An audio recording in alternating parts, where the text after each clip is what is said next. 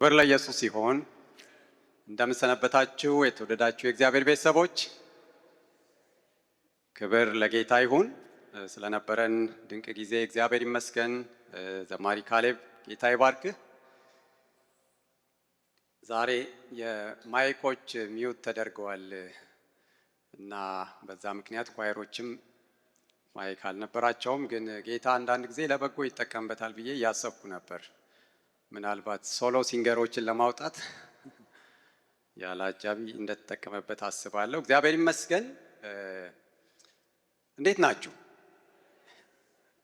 እንደሱ ፈካ በሉ እንጂ ይሄ እግዚአብሔር ቤት የደስታ ቤት ነው። ትንሽ ማይኩ ቢስተካከል ለእኔ ኤኮ አለው። ኦኬ፣ ድምፄን እቀንሳለሁ ወይ? ለጌታ ቃል ክብር እንቆምና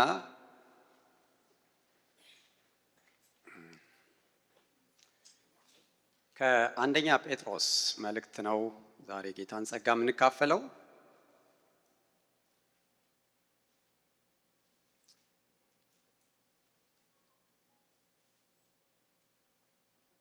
አትሊስት 5 ጊዜ እናነባለን። ስለዚህ እዛው መጽሐፍ ላይ ነው የምትቆዩት።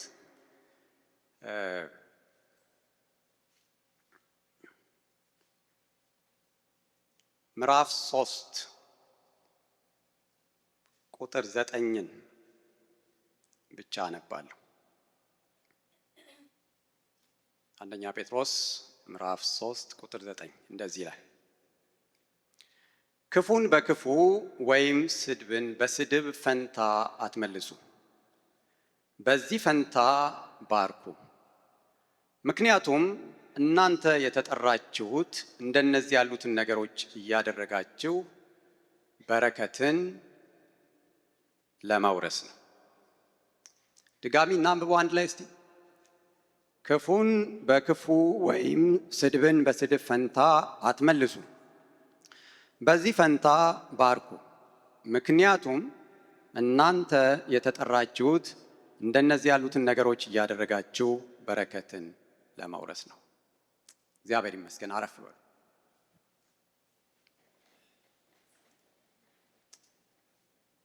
እንደምታውቁት ሐዋርያው ጴጥሮስ በዚህ በአንደኛው መልእክቱ ላይ መጽሐፉን የጻፈበትን ዓላማ በግልጽ ነው ምዕራፍ 5 ቁጥር 12 ላይ የተናገረው። ይህንን አጭር መልእክት በስልዋኖስ እጅ የላኩት ልመክራችሁና የቆማችሁበት የእግዚአብሔር ጸጋ እውነተኛ ጸጋ መሆኑን ልመሰክርላችሁ ነው ብሎ የጽሑፉን ዓላማ ተናግሯል። በመልእክቱ ውስጥ ድንቅ ድንቅ ምክሮች የምናገኝበት መጽሐፍ ነው። ከሚያነሳቸው ርዕሰ ጉዳዮች በተጨማሪ ጴጥሮስ የሚያነሳው ስለ መጠራት ነው እና ዛሬ የመልእክቴ ርዕስ ተጠርታችኋል የሚል ነው። እግዚአብሔር የተባረከ ይሁን። ደስተኞች ናችሁ? የጠራችሁ ሰማይንና ምድርን የብሱንም የፈጠረ የሰማይ አምላክ እግዚአብሔር ነው። አንድ ሰው ብድግ ብሎ ስማችሁን ቢጠራ እከሌ ቢላችሁና አቤት ብላችሁ ከዛ በኋላ ጸጥ ቢላችሁ ግራ አይገባችሁም? ከጥሪ በኋላ የምትጠባበቁት አንድ መልእክት ስለሚኖር ማለት ነው። የጠራኸኝ ለምንድን ነው ማለታችሁ ስለማይቀር ማለት ነው። እና ጴጥሮስ በእያንዳንዱ ምዕራፍ ተጠርታችኋል ይልና የተጠራንበትን ዓላማና ምክንያቶች ይዘረዝራል። እንደምታውቁት አማኞች ስመ ብዙ ነን። ቅዱሳት መጽሐፍ ስለ እኛ ብዙ ነው የሚናገሩት። አንደኛው ስማችን ተጠርተው የወጡ የሚል ነው።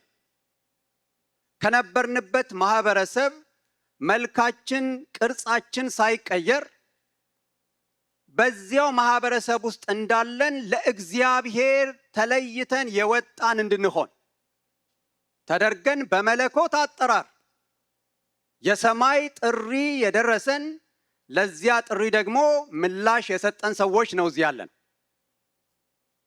በውጪ ለዚህ ታላቅ ጥሪ ምላሽ ያልሰጡ ሰዎች አሉ።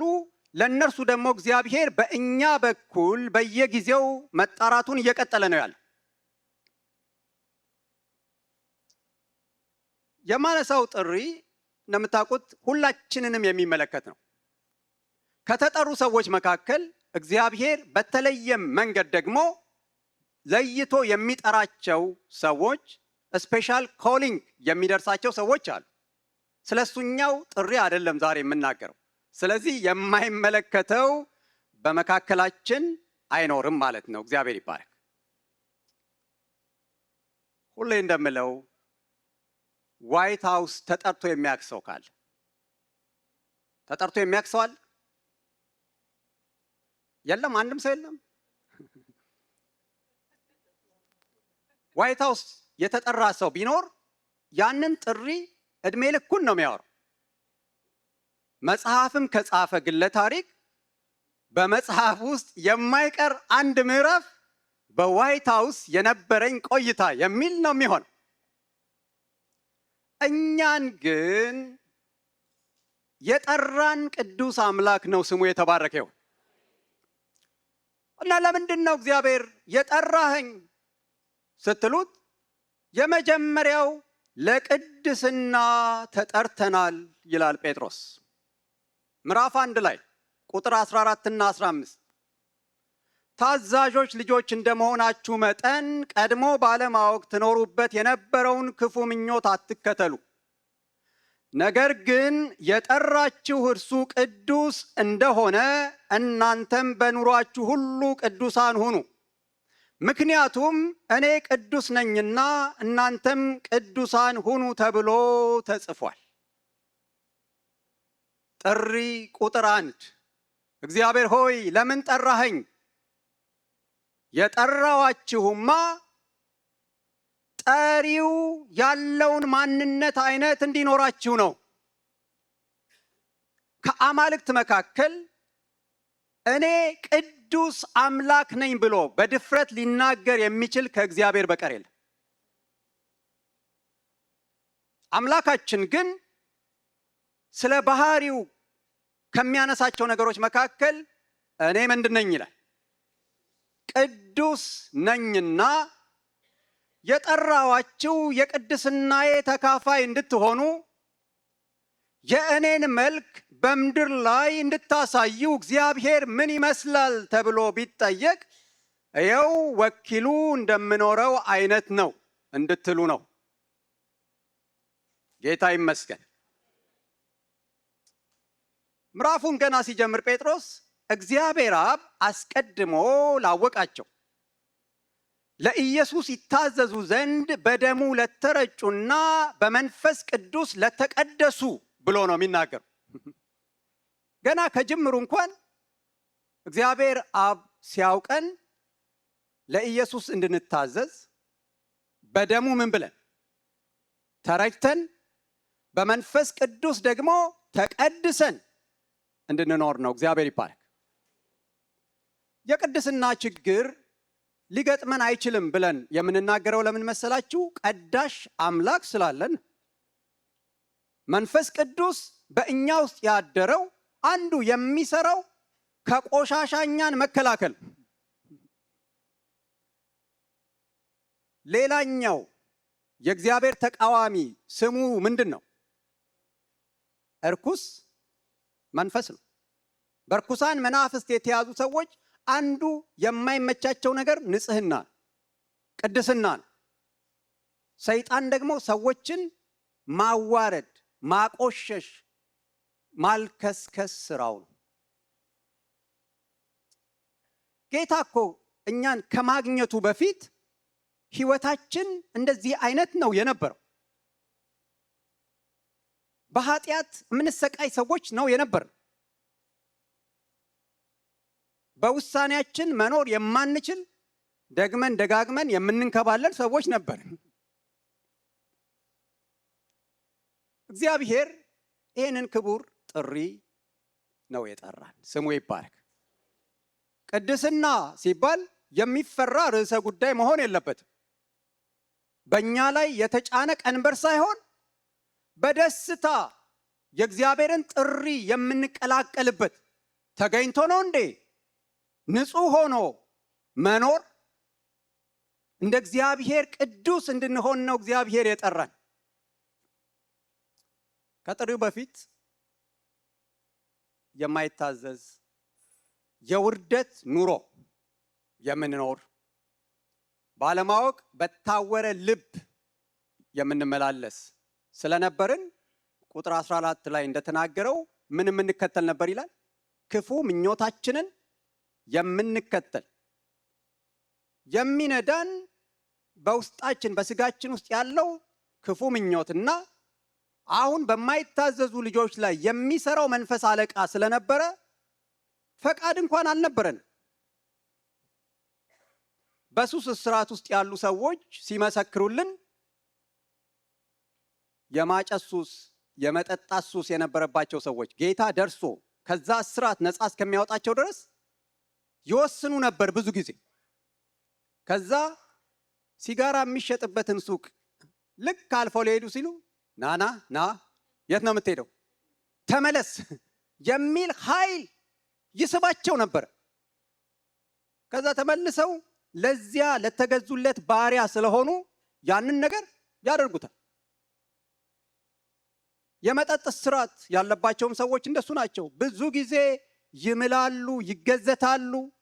ነገር ግን ከዚያ ባርነት ነፃ የሚያወጣ ኃይል ስለሌለ መልሰው መላልሰው እዛ ውስጥ ነው የሚዘፈቁት።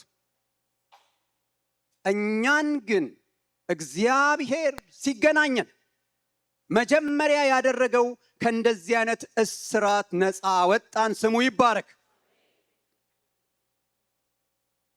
እና የጠራችሁ ቅዱስ ነውና በኑሯችሁ ሁሉ ቅዱሳን ሁኑ ይላል። ከምንኖርበት ሲስተም መውጣት አይደለም፣ ገዳም መግባት አይደለም። ሰዎች ይህንን ዓለም ሸሽተው ገዳም ይገባሉ። እሱ መፍትሄ አይደለም። ምክንያቱም ዓለማዊነትና ኃጢአተኝነት ያለው የት ነው? በሰው ውስጥ ነው። ያንኑ ተሸክሞት ነው የሚሄደው። ክፉ ነገር ማሰብ አልችልም ሊል አይችልም ሰው። ምክንያቱም የት ነው ያለው? በስጋ ውስጥ ስለሆነ። እግዚአብሔር ከሰራቸው ተአምራቶች በጣም የሚገርመው ተአምራት አንድን ኃጢአተኛን ሰው በቅጽበት አይን ያንን ኃጢአተኛ ሰው ቅዱስ ያደርገዋል። ሰው ወደ ጌታ ሲመጣ በክርስቶስ ኢየሱስ ሲያምን ሲወስን በህይወቱ በቅጽበት የሚሆነው ነገር ምንድን ነው? ከኃጢአተኝነት ወደ ጽድቅ ጻድቅ ይሆናል። ከዚያስ ደግሞ በሂደት መንፈስ ቅዱስ ምን እያደረገው ይሄዳል? እየቀደሰው ይሄዳል። ወገኖች ሆይ አቶሚክ ቦምብ አይደለም የመጨረሻው ኃይል፣ ወይም ደግሞ ኒኩሌር ምናምን አይደለም። የሰውን ልጅ የሚለውጥ የመንፈስ ቅዱስ ኃይል ነው። ጌታ ያልነካው ሰው እኮ ከአውሬነት የማይተናነስ ነው። እውነት አይደለም? ስንቱ አውሬነታችን በመንፈስ ቅዱስ ነው የተገራው። ክብር ለስሙ ይሁን። እኔ ያደግኩበት አካባቢ ስሙ ቢራ ሰፈር ነው የሚባለው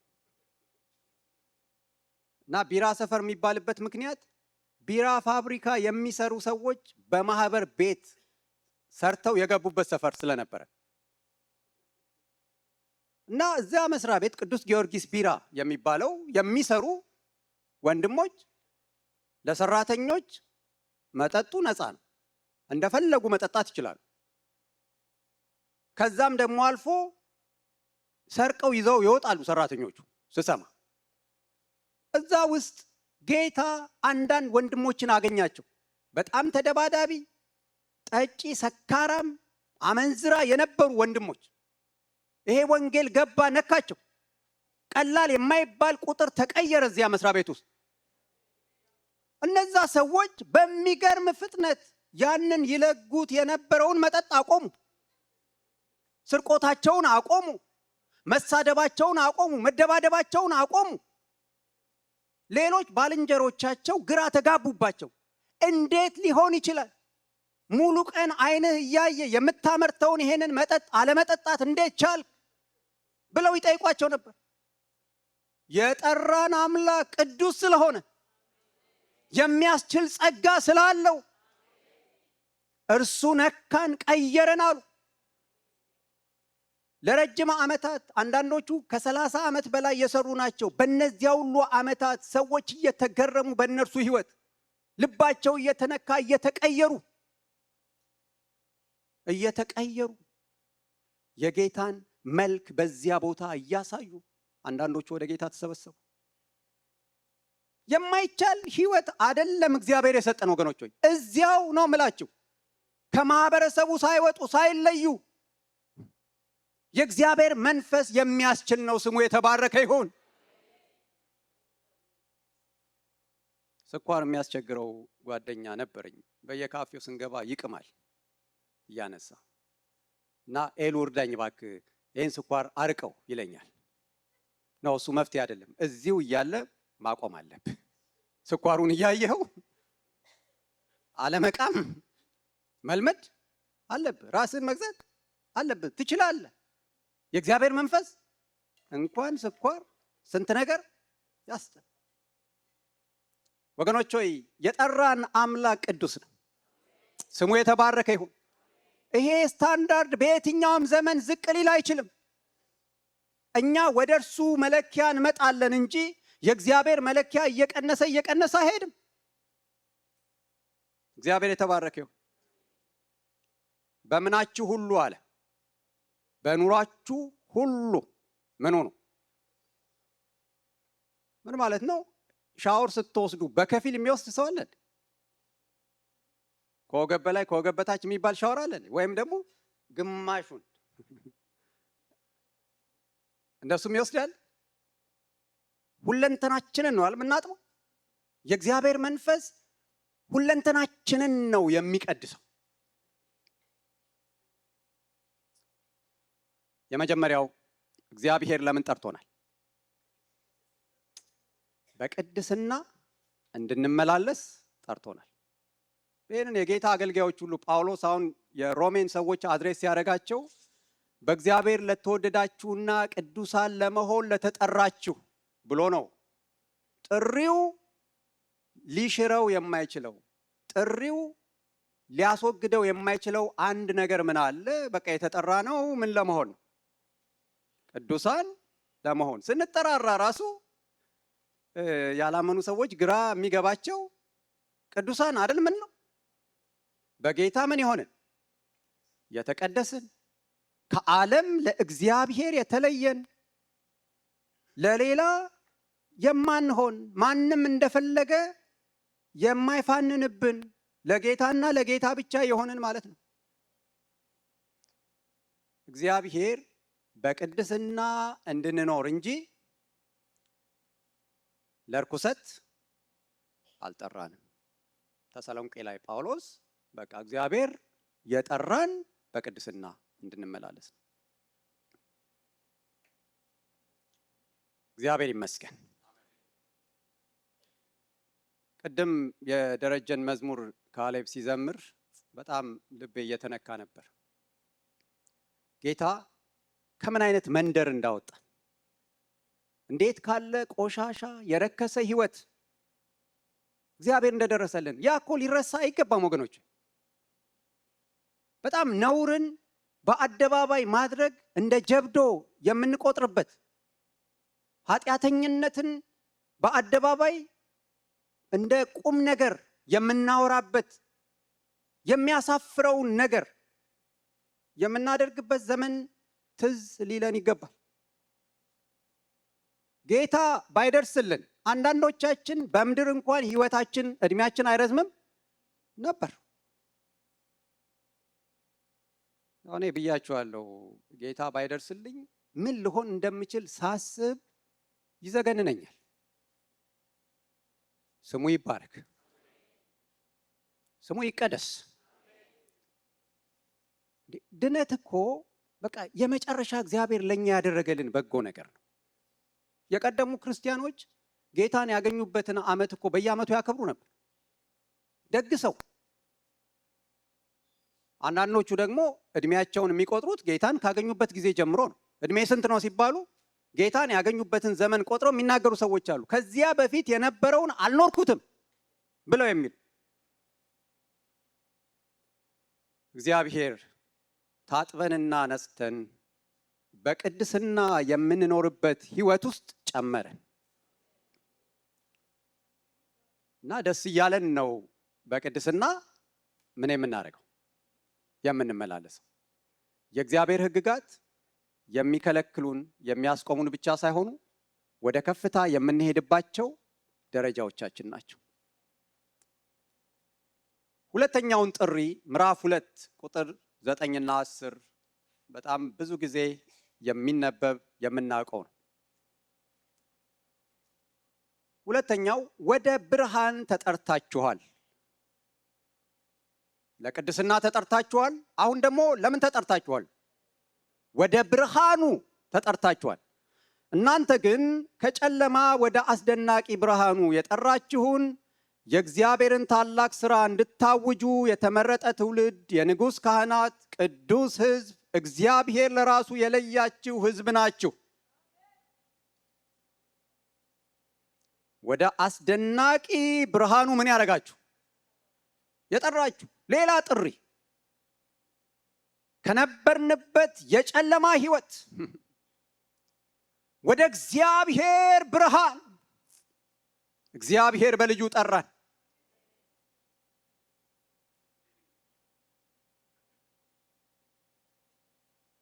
ለምን ጠራን ስትሉት በቃ ከዚያ ክፉ የጨለማ ዓለም ወጥታችሁ በብርሃኑ ዝም ብላችሁ ኑሩ ብሎ አይደለም። በብርሃን ውስጥ እየተመላለሳችሁ ያንን ድቅድቅ ጨለማ እያሰባችሁ እግዚአብሔር እንዴት ያለ በጎ ነገር እንዳደረገላችሁ ምን እንድታረጉ? እንድታውጁ። ወንጌል ለክርክር የሚቀርብ ሐሳብ አይደለም። ወንጌል ምን የሚደረግ ነው? የሚታወጅ አዋጅ ነው። ብዙ እግዚአብሔር ባሪያዎች ስለ ወንጌል ሲጽፉ በወቅቱ የነበረውን የንጉሠ ነገሥቱን አዋጅ የሚያስተላልፉበትን መንገድ ተጠቅመው ነው የጻፉት። በንጉሥ ግቢ ፈረስና ፈረሰኛ ሁልጊዜ ሬዲ ነው።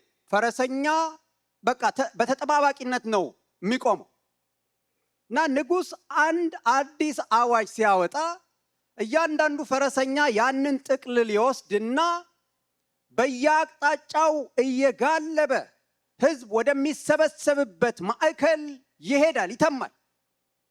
ከዚያ በያዘው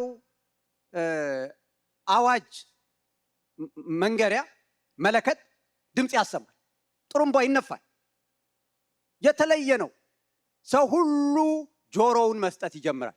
ከንጉሥ አንድ አዋጅ ወጥቷል የሚል ግንዛቤ ህዝቡ ይኖረዋል፣ ይሰበሰባል። አዋጅ አዋጅ አዋጅ ተብሎ የመንግስት አዋጅ ይነገራል። ወንጌል በዚህ መልክ እንዲስተጋባ ነው እግዚአብሔር የሚፈልገው። የምስራች ነው፣ አዋጅ ነው። እግዚአብሔር ያደረገልንን በጎ ነገር የምንናገርበት ነው። የሚያሳፍር አይደለም። ንጉሥ አዋጅ ሲያውጅ ሰው ሁሉ የመስማት ግዴታ አለበት። አልቀበልም፣ አልታዘዝም የሚል ሰው ቢኖር ዋጋውን ያገኛል። ግን ያንን ማለት አይችልም ማህበረሰቡ። የወጣ አዋጅ ካለ አሜን ንጉሥ ሆይ ብሎ ነው የሚቀበለው። ጴጥሮስም የእግዚአብሔርን በጎነት እንድትነግሩ የተመረጠ ትውልድ፣ የንጉሥ ካህናት፣ ቅዱስ ሕዝብ፣ ለእግዚአብሔር የተለያችሁ ናችሁ ሲል የእግዚአብሔርን በጎነት ስለቀመስን፣ የእግዚአብሔርን በጎነት ስለተለማመድን፣ ያየነውን የሰማነውን አዲስ ፍልስፍና አይደለም። በቀላሉ ምስክርነት ማለት ነው። በቃ ጌታ ያደረገልህን መናገር ሳንቀምም። አንዳንድ ጊዜ እግዚአብሔርን ለመርዳት የምናደርገው ጥረት አለ። ምንም እግዚአብሔር የሚረዳ አምላክ አይደለም። በፍቅሩ ነክቷቸዋል፣ ቸርነቱን አሳይቷቸዋል፣ በጎነቱን አሳይቷቸዋል አይደል? እሱን በቃ እኔ እንደዚህ አይነት ሰው ነበርኩኝ፣ እግዚአብሔር ከእንደዚህ አይነት ህይወት ነው ያወጣኝ፣ በጎነቱን ቸርነቱን አድርጎልኛል ብሎ መናገር። ህዝበ እግዚአብሔር ናችሁ ነው የሚለው። እንዴት ደስ ይላል! ቤተ ክርስቲያንን ክሌም ሊያደርግ የሚችል ምንም ኃይል የለም። ብቸኛ የኔ የሚለው እግዚአብሔር ነው። እና ጴጥሮስ ይህንን አጽንኦት ሰጥቶ ነው የሚናገር።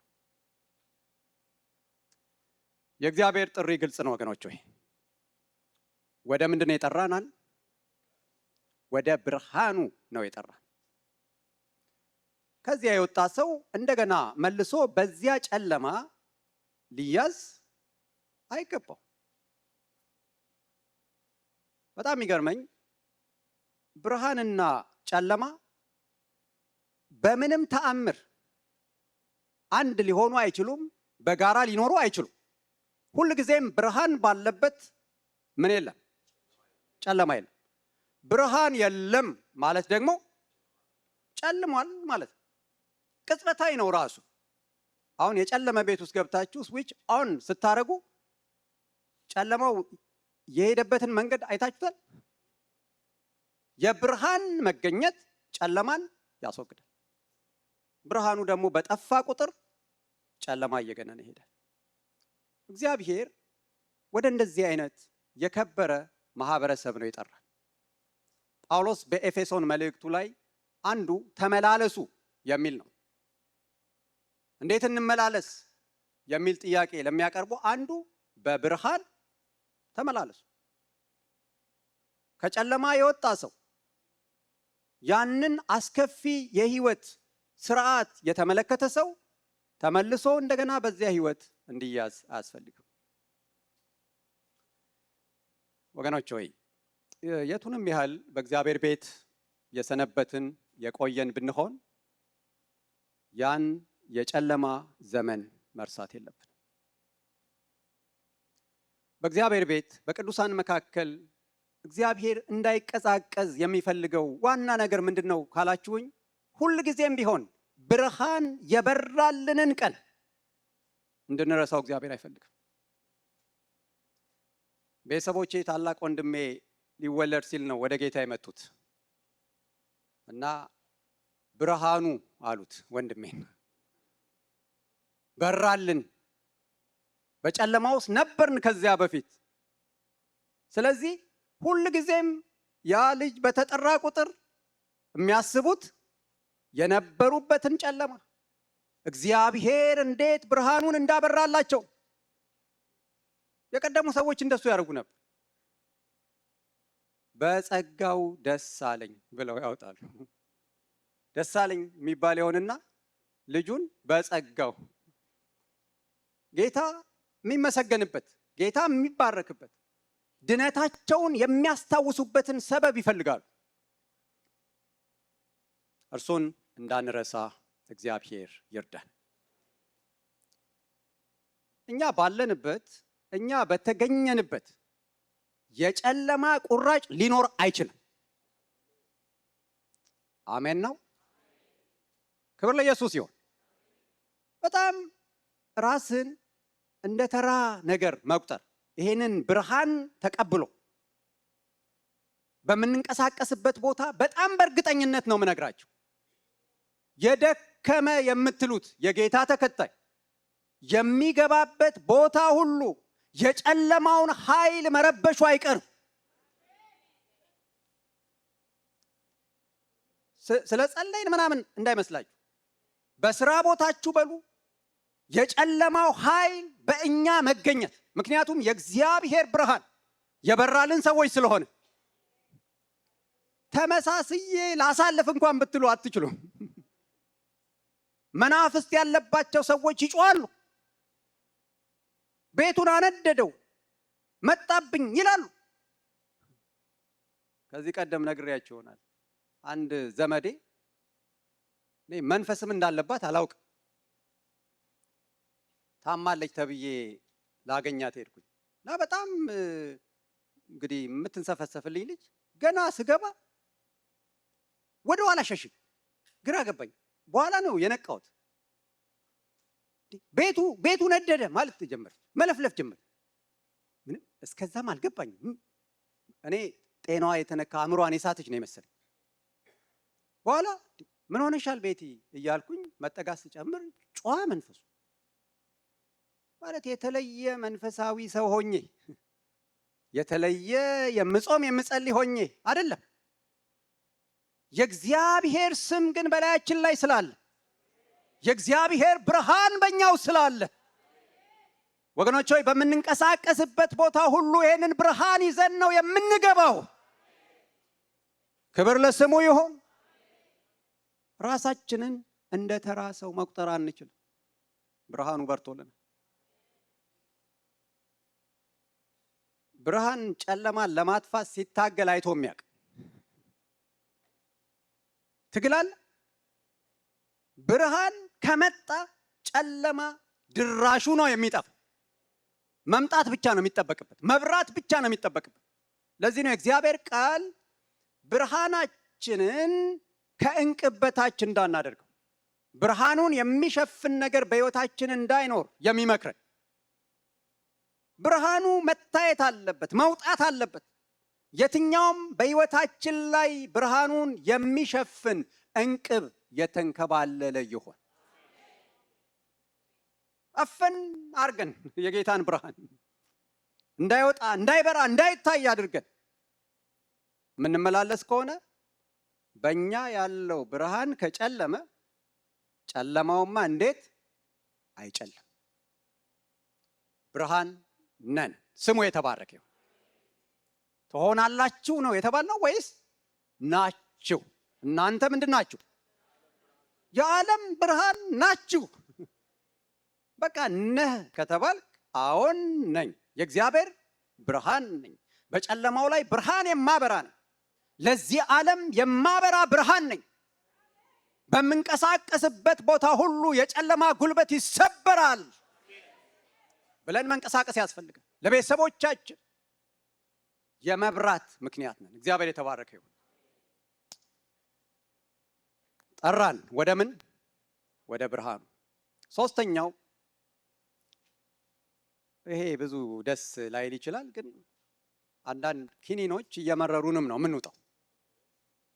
ምዕራፍ 2 ቁጥር 20 እስከ 21 መከራ እንድንቀበል ተጠርተናል ነው የሚለው። ስለ እግዚአብሔር ሲል የግፍ መከራን የሚቀበል ሰው ምስጋናን ያገኛል። ክፉ ስራ ሰርታችሁ ብትቀጡና ብትታገዙ ምን ምስጋና ይኖራችኋል? ነገር ግን መልካም ስራ ሰርታችሁ መከራ ብትቀበሉና ብትታገሱ ይህ በእግዚአብሔር ዘንድ ምስጋና ያስገኝላችኋል። የተጠራችሁትም ለዚሁ ነው። ምክንያቱም ክርስቶስ ስለ እናንተ መከራን የተቀበለው የእርሱን ፈለግ እንድትከተሉ ምሳሌ ሊተውላችሁ ነው። ሶስተኛው ጥሪ ስለ እግዚአብሔር ስንል መከራን እንድንቀበል ተጠርተናል። እቺ ስለ እግዚአብሔር የምትለው ብትወጣ አይሆንም። ዝም ብሎ መከራ እንድንቀበል ተጠርተናል አይደል? ስለማን ነው? ስለ እግዚአብሔር ስንል መለኮታዊ ጥሪ ሲደርሳቸው አገልጋዮች ያን ጥሪ በደስታ መቀበል የማይፈልጉት ጥሪው በውስጡ ምን አለበት? መከራ አለበት። የፈለገ ቢሆን ያንን መከራ የተጠራ ሰው ከህይወቱ ማስወገድ አይችልም፣ ወይም ደግሞ ክትባት የለውም። ይህንን መጽሐፍ ቅዱስ በግልጽ ነው የሚናገር። ጴጥሮስ ስለ እግዚአብሔር መከራ እንድትቀበሉ ምን ተብላችኋል? ተጠርታችኋል። እግዚአብሔር ይባረክ። ደግሞ መከራን የመቀበል ጥሪ አለ እንዴ እንዳትሉ፣ ክፍሉ የሚያወራው በክፉ ምድራዊ አለቆች፣ ባለስልጣናት፣ አሰሪዎች እጅ ግፍ እየደረሰባቸው ያሉትን አማኞች አስመልክቶ ነው። በጣም ጠንካራ ሰራተኞች ናቸው። እግዚአብሔርን በመፍራት የሚኖሩ ናቸው። ንጉሥን የሚያከብሩ ናቸው። አለቆችን የሚፈሩ ናቸው። እንደሱም ሆነው ግን ክፉ አለቆች ስለነበሩ መከራ ያበሏቸው ነበር። እንደነዚህ አይነቱን አለቆች ቢሮ ግቡና ወንበራቸውን ገልብጣችሁ ጸልዩ አይደለም ያለው። ወይም ደግሞ በቤታችሁ ውደቅ ተገልበጥ እያልክ በአለቃ ላይ ጸልይበት አይደለም። ካንተ የሚጠበቀውን እያደረግ ክፉ ከሆነብህ እንደዚህ አይነቱ መከራ ጌታ የተቀበለው አይነት መከራ ነው። ስለዚህ በትዕግስት ምን አድርገው ተቀበለው። ከኛ የሚጠበቀው ለሰው ሁሉ ተገቢውን አክብሮት መስጠት። እነዚህን ሰዎች የመከራቸው ይሄ ነው። ለሰው ሁሉ ተገቢውን አክብሮት ስጡ፣ ወንድሞችን ውደዱ፣ እግዚአብሔርን በመፍራትና ንጉሥን በማክበር ኑሩ። እንዲህም ሆናችሁ መከራ ሊያደርሱባችሁ ግን ይችላሉ። እንደውም ምንድነው በግልጽ ያላቸው? ለደጎችና ለገሮች ጌቶቻችሁ ብቻ ሳይሆን ለክፎችም በፍጹም አክብሮት ታዘዙ። ይሄ በ21ኛው ክፍለ ዘመን የማይሰራ አውትዴትድ የሆነ ቃል አይደል። በዚህም ዘመን ይሰራል። እግዚአብሔር የተባረከ። አንዳንድ ጊዜ ሰዎች በሰዎች ግፍ ሲደርስባቸው አንዱ የሚጠይቁት ነገር ምን አድርጌ ነው ይላሉ። ግራ ይገባቸዋል። ምን አጥፍቼ ነው? ስላጠፋችሁ ስላላጠፋችሁ አይሆንም። በንጽህናም እየተመላለሳችሁ በክፉ ሰዎች መገፋት ሊደርስባችሁ ይችላል። እንደዚህ አይነቱ ነገር በእኛም መካከል በቤተ ክርስቲያንም አለ። አሁን እኛ ውጩ ዓለም ጋር የምንገናኝበት እድል በጣም እየጠበበ ነው ያለው። ታውቃላችሁ፣ እኛ አማኞች አንድ ደሴት እየሆንን እርስ በርሳችን አለ በጣም የምንገናኘው። ብዙ እኮ በጌታ ያልሆኑትን ሰዎች አቮይድ እያደረግን ያለንበት ዘመን፣ ግን ከጉዳት ከስብራት ነፃ ሆናችኋል። የማያምኑ ሰዎችን አቮይድ ስላደረጋችሁ ከመከራ የጸዳ ህይወት እየኖራችሁ ነው። አንዳንዱ መከራ የት ነው የሚመጣው? እዚሁ ቸርች ውስጥ አለ። ወይ አልሄድ ስንል እዚሁ ላከብን እንደ ያሰኛል አንዳንድ። እና ስለ ጌታ ጴጥሮስ እርሱ ኃጢአት አላደረገም፣ በአፉም ተንኮል አልተገኘበትም፣ ሲሰድቡት መልሶ አልተሳደበም፣ መከራ ሲደርስበትም አልዛተም፣ ነገር ግን በጽድቅ ለሚፈርደው ራሱን አሳልፎ ሰጠ። እንዴት አይነት ድንቅ አርአያ የሆነ ጌታ ነው ያለን! ስሙ የተባረከ ይሁን። የጌታ መንገድ ምላሽ የመስጠት አይደለም፣ የመበቀል አይደለም። በጽድቅ ለሚፈርደው ራሱን አሳልፎ ሰጠ። ጌታ ጸጋውን ያብዛል። ግን ሌላ ማስጠንቀቂያ ደግሞ ይሰጣል። የሚደርስባችሁ መከራ ነፍሰ ገዳይ፣ ሌባ፣ ወንጀለኛ ወይም በሰው ነገር ጣልቃ ገብታችሁ እንዳይሆን ተጠንቀቁ። በስንት ጉዳይ እንዳይሆን፣ ሌባ ሆናችሁ፣ ወንጀለኛ ሆናችሁ ወይም ደግሞ ይሄንን በሉት እስቲ በሰው ነገር ጣልቃ ገብታችሁ አይሆን። ሃይስኩል እያለሁ አንድ አስተማሪያችን አንድ ጥያቄ ጠየቀን። 75% የሚሆነው አበሻ በምን የሚሞት ይመስላችኋል አለን። ባዮሎጂ ቲቸር ነው። ግምታችንን ነገር ነው። የበሽታ አይነት ዘረዘርን። በኋላ ምን አለን? 75% የሚሞተው በማያገባው እየገባ ነው አለን።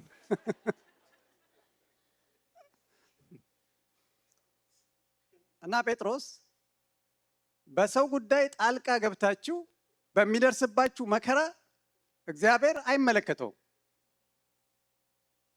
የሚደርስብን ነገር በግልጽ ስለ እግዚአብሔር ብለን መሆኑን እርግጠኛ መሆን ያስፈልጋል። ዘንድሮም ስለ ወንጌል ዋጋ ይከፈላል። እውነት ነው አይደል? ያው በምንኖርበት ምድር እንኳን ባለፈው የሆነውን ታውቃላችሁ። ስለ ወንጌል በአደባባይ ህይወቱን የተነጠቀ ሰው፣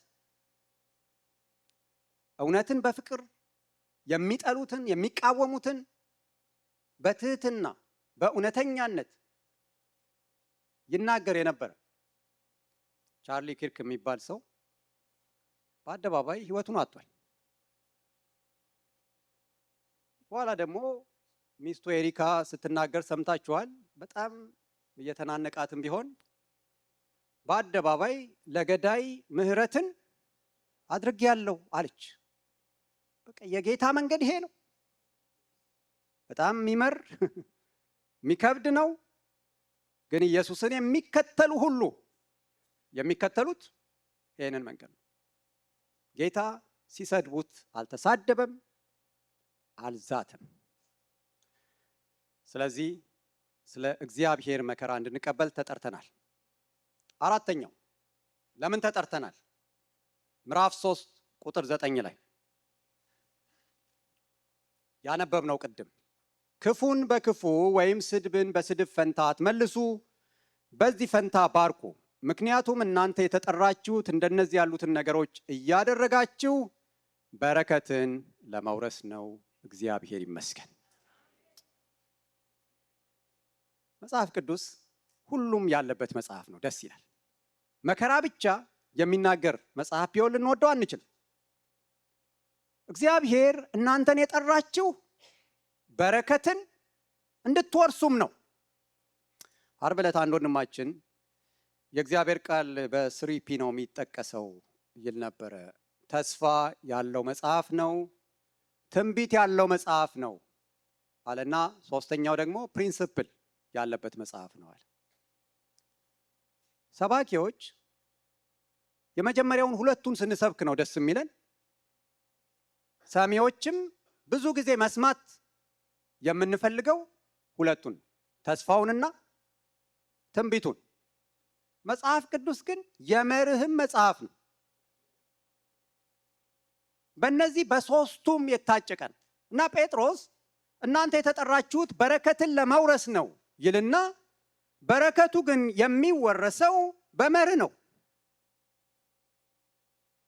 ዘለህ አሜን በማለት አይሆንም። ማኖፍ ጋር ተናገር ፕሮፌሳይስ በማለት አይሆንም። ፕሮፌሳይስ በማድረግ የሚሆኑ ነገሮች እኮ አሉ፣ ግን ደግሞ በመርህ የሚሆኑ አሉ። አንዱ እዚህ ክፍል ላይ የሚያነሳው በመርህ የሚሆነው ነው። ክፉን በክፉ ወይም ስድብን በስድብ ፈንታ አትመልሱ፣ በዚህ ፈንታ ምን አድርጉ? ባርኩ። ምክንያቱም እናንተ የተጠራችሁት እንደነዚህ ያሉትን ነገሮች እያደረጋችሁ በረከትን ለመውረስ ነው። ስድብን በስድብ ፈንታ ክፉን በክፉ የምትመልሱ ከሆነ ግን ወደ እንደዚህ አይነት በረከት መግባት አትችሉ። የእግዚአብሔር ቃል በጎውን በክፉ መመለስ አጋንንታዊ ነው ይለናል። አንድ ሰው ጥሩ እየተናገራችሁ ክፉ ብትመልሱለት፣ ምንም ያላደረጋችሁን ሰው ብድግ ብላችሁ ብትሰድቡት ብትጎነትኑት፣ ይሄ ዲመኒክ ነው። ቼክ ማድረግ ያስፈልጋል። ክፉን በክፉ መመለስ፣ በጎውንም በበጎ መመለስስ፣ ይሄ ደግሞ ፍጥረታዊ ነው። ማንኛውም ሰው በጌታ ያልሆነ ሰው ሊያደርግ የሚችለው ይሄንን ነው። ቀራጮች የሚያደርጉት ይሄንን። እኛ እንድናደርግ የተጠራ ነው ግን ክፉን በመልካም እንድንመልስ። ይሄ የእግዚአብሔር ሕይወት ነው። ይሄ የጸጋ ሕይወት ነው። ለሚሰድባችሁ ሰው የበረከትን ቃል መመለስ፣ ለሚያሳድዷችሁ መጸለይ፣ የሚራገሙትን ምን ማለት መባረክ። ይገርመኝ ነበር እግዚአብሔር አብርሃምን ሲጠራው ከነገረው ነገሮች አንዱ የምትባርካቸውን እባርካለሁ አይደለም፣ የሚባርኩን እባርካቸዋለሁ። የምትረግማቸውን እረግማለሁ አላለም። የሚረግሙህን ካንተ አይጠበቅም፣ አንተ መርገም አይጠበቅብም። ግን የሚረግሙህን አንተ ምላሽ አትስጣቸው፣ እኔ ነኝ የምረግማቸው ማለት ነው። አያችሁ፣ ክፉ ለሚያደርጉብን በጎ እኛ ስንመልስ፣ እግዚአብሔር ግን ለነዚያ ክፉ ለሚያደርጉባችሁ ሰዎች ዋጋቸውን ግን ይሰጣቸዋል አይልም? መከራን ለሚያደርሱባችሁ ለእነርሱ መከራቸውን ያሳያቸዋል ይልና መከራን ለምትቀበሉ ለእናንተ ግን ዋጋችሁን ይሰጣችኋል። የእግዚአብሔር ሂሳብ እንደዚህ ነው። ግን እኛ የተጠራ ነው እነዚህ ነገሮች እያደረግን በረከትን ለመውረስ ነው። እግዚአብሔር ይመስገን። እግዚአብሔር የበረከት አምላክ ነው፣ የሚባርክ አምላክ ነው። ለዚህ ምስክር ያሻዋል። እዚህ የተሰበሰበው ሁሉ የሱ የበረከት ፍሬ ነው። እግዚአብሔር በመንፈሳዊ ዓለም በሰማያዊ ስፍራ በመንፈሳዊ በረከት ሁሉ ምን አድርጎናል? ባርኮናል። ልጅነት፣ ቤዛነት ብንዘረዝራቸው እነዚህ ሁሉ መንፈሳዊ በረከቶችን ከእግዚአብሔር ተቀብለን እግዚአብሔር የተባረከ ይሁን።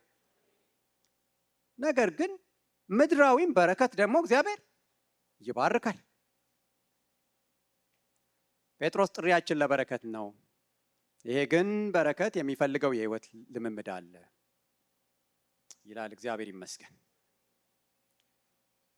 ሌላው ምዕራፍ 3 ቁጥር 10 እና 12 ላይ ከመዝሙር ጠቅሶ የተናገረው ነው። ህይወትን የሚወድ መልካም ቀኖችንም ሊያይ የሚፈልግ ምላሱን ከክፉ ከንፈሮቹንም ተንኮል ከመናገር ይከልክል። ከክፉ ይራቅ፣ መልካምንም ያድርግ፣ ሰላምን ይፈልግ ይከተላትም። ምክንያቱም የጌታ ዓይኖች ጻድቃንን ይመለከታሉና ጆሮቹም ጸሎታቸውን ለመስማት የተከፈቱ ናቸው። የጌታ ፊት ግን በክፉ አድራጊዎች ላይ ነው። ነገ የኛ አይደለም አይደል? ግን ነገ የኛ ሲሆን የተበላሸ ቀን ሆኖ በእጃችን ሊገባ ይችላል አይነት ነው የሚለው ጴጥሮስ። ነገን የሚያበላሸው የዛሬ አንደበታችሁ ነው ይላል። መልካሙን ቀኖች ሊያይ የሚፈልግ ሰው አለ ይላል። ቀሪ ዘመናችሁ በጣም የተባረከ እንዲሆን የምትፈልጉ ሰው፣ ከዛሬው ይልቅ የተሻለ እንዲሆን የምትፈልጉ ሰዎች እና ቀብድ ስጡ ነው የሚለው ጴጥሮስ። የሚመጣው ዘመናችሁ ጥሩ እንዲሆን እየፈለጋችሁ አንደበታችሁን ከክፉ ካልከለከላችሁ፣ መልካምን የምትሹ ካልሆነ፣ ሰላምን የምትከተሉ ካልሆነ እነዚህ ነገሮች ነጋችሁን ያበላሸዋል። ዋው!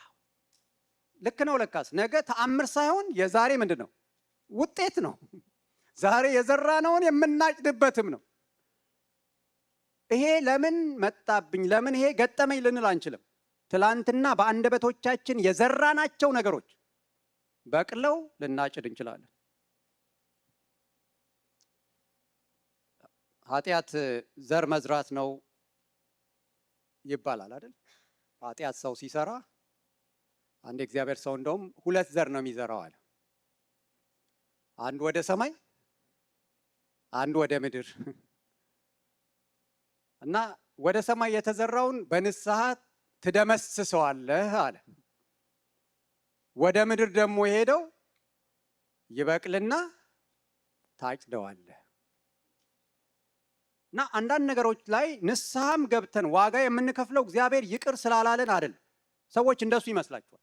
በኃጢአት ልምምድ ውስጥ ያሉ ሰዎች እግዚአብሔር ሲሞግታቸው ይኖርና እምቢ ሲሉ በአደባባይ ነገራቸው ይወድቃል። ከፍተኛ ጉዳት ይደርስባቸዋል። በእግዚአብሔር ፊት ንስሐ ይገባሉ። እግዚአብሔር ይቅር ይላቸዋል። ግን በኃጢአት ምክንያት የመጣባቸውን ነገር እነሱ ናቸው የሚያዩት። እግዚአብሔር ይቅር ስላላለ አይደለም። እና ጴጥሮስ በዋናነት ከከንፈር ጋር ከአንደበት ጋር የተገናኘ ነው። ምላሱን ከክፉ ከንፈሮቹንም ተንኮል ከመናገር ይከልክል። አሁን ለአንድ ሳምንት ዝም በሉ ብንባል እንዴት ነው? በቃ እስቲ ዝም በሉ አታውሩ ብንባል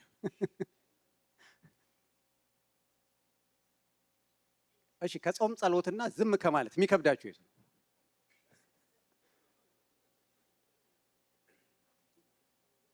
ጴጥሮስ እኮ ዝም በሉም እያለ ነው። ወንድማችን ኢዮብ ባልንጀሮቹ ሲያማርሩት ምን ነው ዝም ብትሉ ያ ጥበብ በሆነላችሁ ነበር።